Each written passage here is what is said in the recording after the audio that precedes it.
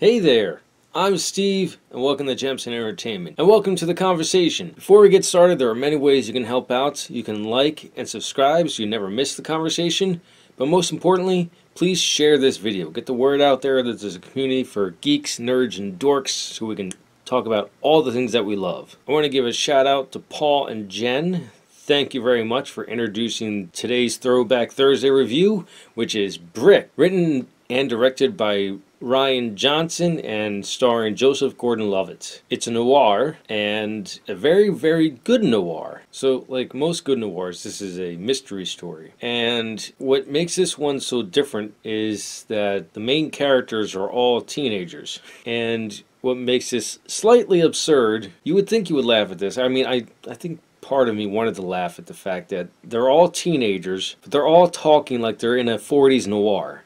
The actors do such a good job. I don't know, it just somehow works. So the story is Joseph Gordon-Levitt's character, Brandon. I guess you could say he's a private detective, or he's just a lone wolf. Well, lone wolf would probably be the best way to describe him. There are two factions that are working together. You have these two teenagers. I believe the one is named Brad, the other one's Tugger, or Tug, that run a heroin ring. An intricate one at that. They're operating at like drug lord level.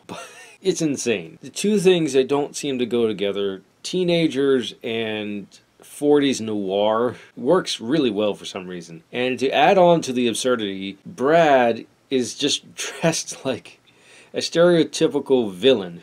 They say he has some, they don't mention what the disability is. This Tug, in anger, yells that he won't work for a cripple. I thought he just had the cane for looks. Like, this kid is that self-absorbed and that narcissistic that he's like, I'm so much mature than all of you, I must dress like this and carry a cane. But apparently he has some kind of a disability. It's called Brick because apparently that's a street word for a certain amount of heroin. And the reason why Brandon's dragged into all of this is because his girlfriend Emily breaks up with him and gets in with this bad crowd of high school drug dealers. She dies within the first 10 minutes or so of the movie. And basically, Brandon is just figuring out how all of this happened and trying to unravel the intricate web that is this drug ring. And it's a very well told story. I don't know if this came out before or after Looper. It's definitely one of Rian Johnson's earlier films, but the way this movie is shot, the way it is acted, the way the blocking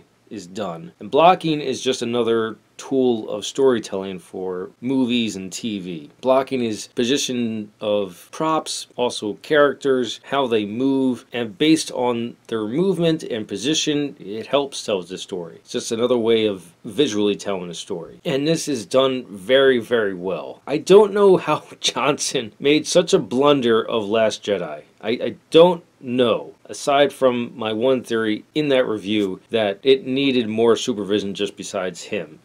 It needed some revisions too, but I already have a whole review on that. I'm talking about Brick.